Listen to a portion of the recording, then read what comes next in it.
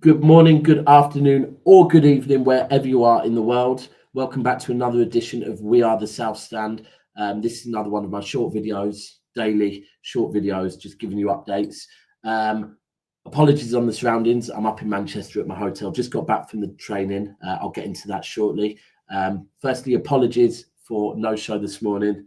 Went out yesterday. Shout out to Blue Crescent Supporters Club boys, Imran and all of his people. Went out for some really good food, Wilmslow Road, and then some dessert on Wilmslow Road as well. Didn't get back till about 1 in the morning, and had to get up this morning and go and check out the city shop, get some new garments for myself, and my daughter has at last agreed to wear a city top because it is a pink top. It was the new goalie top, so I had to get her that. Kiki #1 on the back. Those of you who don't know, my daughter's name is Kiana. And then headed to the ground with my good pal Dan. Met Steve down there, met Martin down there. Saw a few of you guys down there. So anyone that came up said hello. Love.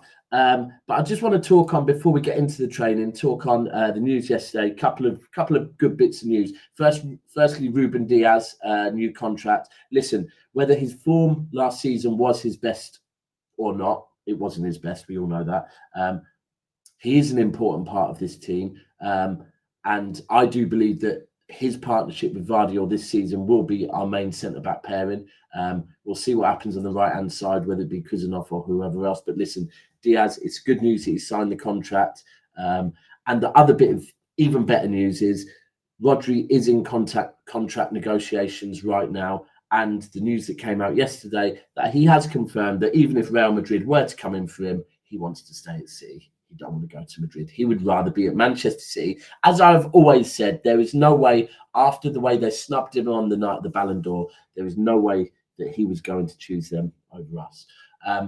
So good bit of news, and hopefully in the next couple of weeks we will have that Rodri contract signed as well. And I know there's a few more contracts on the way, some of which you might like, some of which you might not. But listen, either way, we don't want to lose players on freeze, so we have to get them contracted in. Right, so let's talk about this open training and what we got through it. So when we first got down there, it was the ladies' training, so hold tight the ladies. While the ladies were training, myself, Martin and Dan were on the Balti pie hunt. 4 corners, 4 different food outlets, all managed by the club. Only one of them had Balti pies left. The other 3 had cheese and onion. So we managed to find the Balti pies, but no mash at the one place we found it. Eventually, we found a place to get the mash with it. Banging. Right. And then the men took to the pitch. So firstly, when the players arrived, what I'm going to do here is I'm going to give you my opinion, facts, and you take from it what you want. So when the players arrived, not onto the pitch, but into the ground, they arrived through a section which basically led them from the academy into the ground. It's quite interesting that Pep was the first through by himself, and then about a minute later, Viana and Pep Linders together, which is quite interesting. Quite interesting. You know, some might say maybe Pep Linders is kind of, you know, Viana's telling him what he would like to change, and then he's going and carefully putting it to Pep. I don't know. No, I'm playing with that, but. Then all the players arrived. Rodri and Haaland arrived together. Now, as far as I can remember, everybody was there and on the pitch training. Now, the first thing I will say is Vardy disappeared at some point down the tunnel. He didn't look like he was carrying an injury, so I don't know if maybe he had other engagements or other responsibilities at the club. You know, sometimes they do these interviews, but Vardy, and towards the very end of the session, Foden also did come off the pitch and take his boots off. However, again, at the end, he was out signing autographs with everyone for as long as everyone else. So I don't think I'd read too much into that, but just thought I'd bring that to you. Rodri was in training. Rodri was moving well. I would say that when it got to the last stages of the training and they were doing, you know, different tactical games, Rodri wasn't getting as involved as others, but I think that's also partly to do with the position that he was playing. At one point, what they had 3 different teams, and they had Rodri and Gundogan were both in white bibs, and it was kind of like one team against another in one half, and then as it moved into the other half, it would become whichever team had advanced with the ball against the other team. And in both, basically, Rodri and Gundogan, anyone could receive the ball from them, and they would have to pass it back to them. So they were kind of, Rodri and Gundogan were both basically playing the roles that they played for the club. But yeah, Rodri looked pretty sharp. No concerns with his movement at all. Moving on from Rodri, we'll move on to Nico Gonzalez. Now, I've put a video on the We Are the South Stands Instagram. It's worth going and checking it out. And I have got a longer version of it, which I might share in tomorrow morning's stream. It's of when the players first were warming up. Pep Guardiola went over to Nico Gonzalez. Now, my video is 2.5 minutes long of Pep Guardiola coaching Nico Gonzalez. And what he is basically coaching him is as if Nico Gonzalez has received the ball in the middle of our half facing our goal, right? And Pep is giving him different examples of what he should do. Now, this was very interesting to me because this is something that in Rodri's first season, I had a little bit of an issue with, that sometimes Rodri would receive the ball from our defenders in our own half, facing our own goal. And he would take too long to decide what he was going to do with the ball, whether he was going to pass it, lay it off to someone else, or whether he was going to turn. And by the time he's turned, someone would nip in and take it off him. And it's very interesting to see that Pep seemed to be coaching Nico Gonzalez on different things of maybe you could lay the ball off, or alternatively, turn. And when the ball's on this side of the pitch, you should be here ready to receive the ball. If the ball's on this side of the pitch, you'd be here ready to. Very interesting. But to see that Pep was really concentrating on Nico Gonzalez. So that was interesting. Other things I've taken from today, and I am keeping this video quite short, so apologies if I go through it. I will speak about it more in tomorrow morning's show.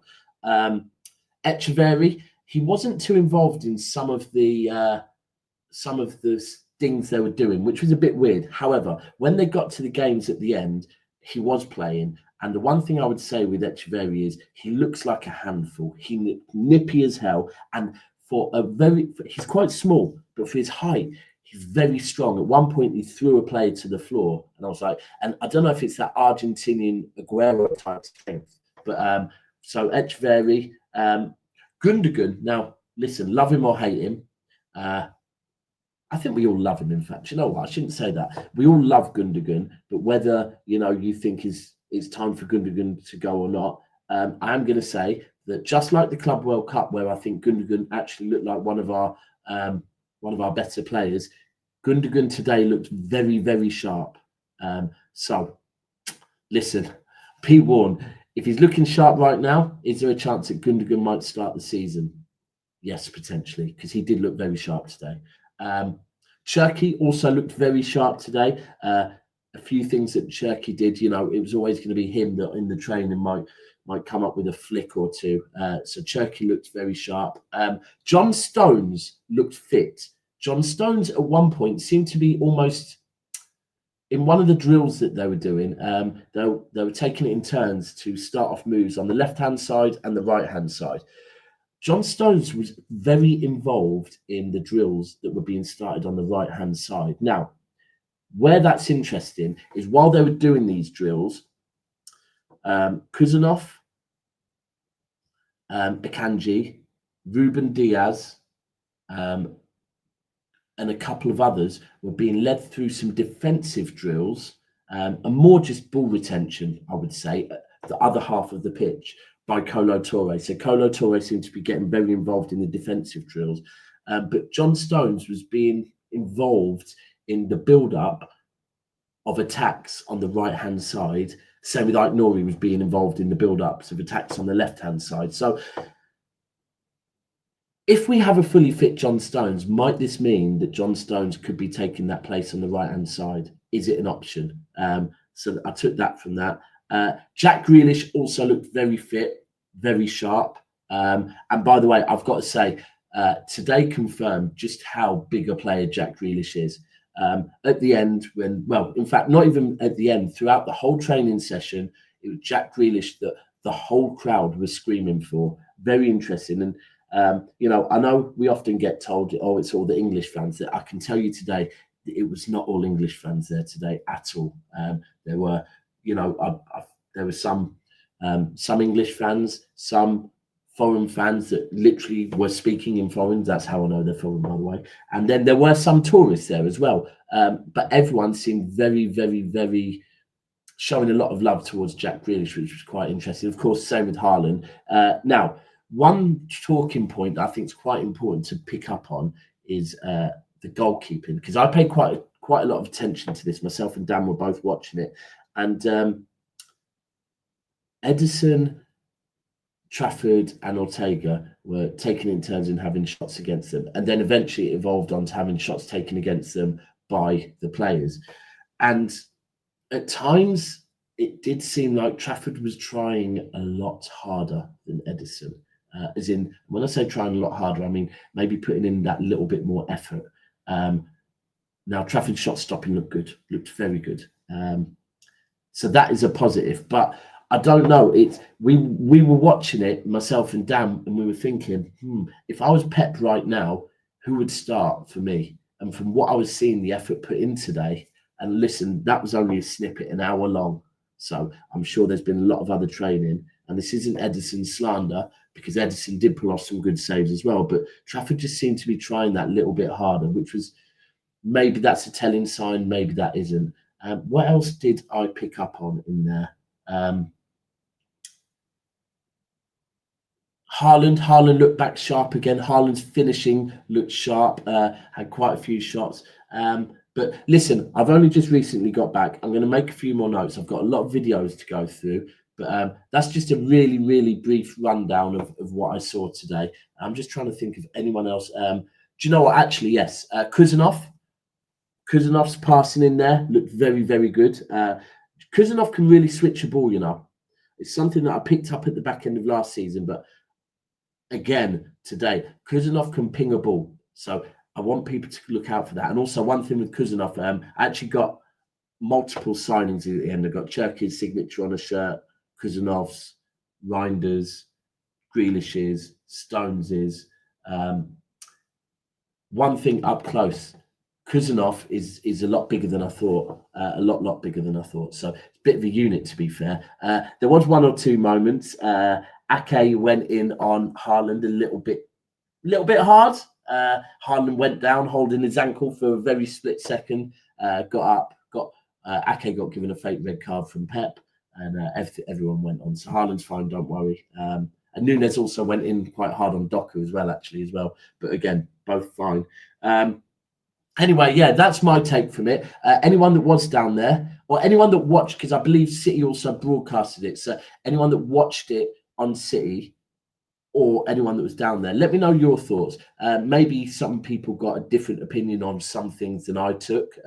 You know, there was a lot going on, so I was trying to switch between watching the different plays. As I say, I'm going to watch the video, but drop your comments down below on anything you think from anything I spoke about, even if it be the Rodri contract thing, the Ruben Dias contract thing, if you were at the open training. But please get involved in the comments. The purpose of these videos is for me to just download my brain for 10, 15 minutes and then you to pull me up if I'm wrong. So please do. Please make sure you are smashing the like button, subscribing to the channel, and we'll be live tomorrow morning, which is Wednesday morning at 10:30. Until then, this is We Are the South Stand. I'm Daps and I'm going to rest. Peace.